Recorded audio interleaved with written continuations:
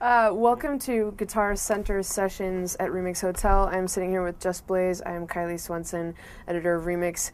And we were just hanging out in the panel room with a bunch of guys talking about everything under the sun as far as making music and production.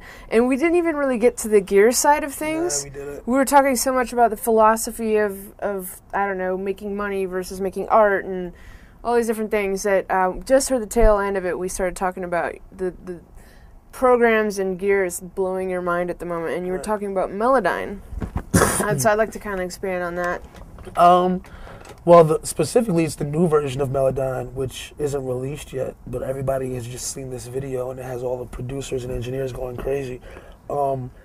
This guy has figured out a way to take chords in recorded music and just break them apart like atoms and rearrange them. It's crazy. As I was just saying, it's like witchcraft or something. Or I don't know how he does that, but I can't wait to get my hands on it. You know, like there's that. There's the new iZotope, I believe it's called RX plugin, which actually uses like a spectrograph to analyze music and can remove, just pretty much remove sounds from recordings, which is great for cleaning up tracks or sometimes just removing complete elements of a song that you don't want anymore. As long as you can isolate this frequency on a spectrograph, it doesn't actually EQ it out, it just removes it, which up until this point we've never had anything like that before. You know, and it's like, it's going to be very interesting because when it comes to hip-hop, we always use things in our own way, not necessarily what they were designed for. People, you know, when they made the SP12 or the SP1200, it wasn't designed for somebody to go and just make a whole beat on. It was a virtual drum machine. You know, and we took it and adapted it. And the same thing with the turntable. It wasn't made for scratching or things like that. We invented that, you know, for lack of having instruments. So I think with plugins like this, it's going to be very interesting to see what comes out of this. The fact that you can now just totally isolate a frequency and remove it from a record, the possibilities are endless. Like, it's all frequency based, so let's say you might try to get rid of a vocal. You may lose some of the strings as well, you know, but just the fact that you can even do that, you know, is crazy. And then with this, it's like, even the fact, let's say you remove a vocal that's sitting in the same frequency range as a string, you may all of a sudden hear other things underneath that were underneath those elements in the record that you didn't hear before. You know, or just the fact that you can take piano chords or guitar chords or just any, you know, chords from a record and not just rearrange them, but change the notes and the placement and everything else. Like, this is a great time. I say this all the time. This is a great time to be 15 years old. Yeah. It's the best time ever to be 15 years old. Like, when I was 15, you were lucky to have, like, MIDI Workshop by, I think Creative Labs made it, and it was, like, basically just the way to sequence sounds from your general MIDI card in your computer.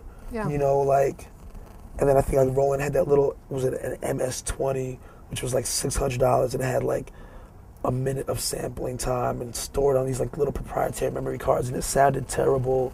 It was like, you know, my point being that when you were 15 back then, you couldn't really afford the tools to go and make a whole record unless you came from some kind of money.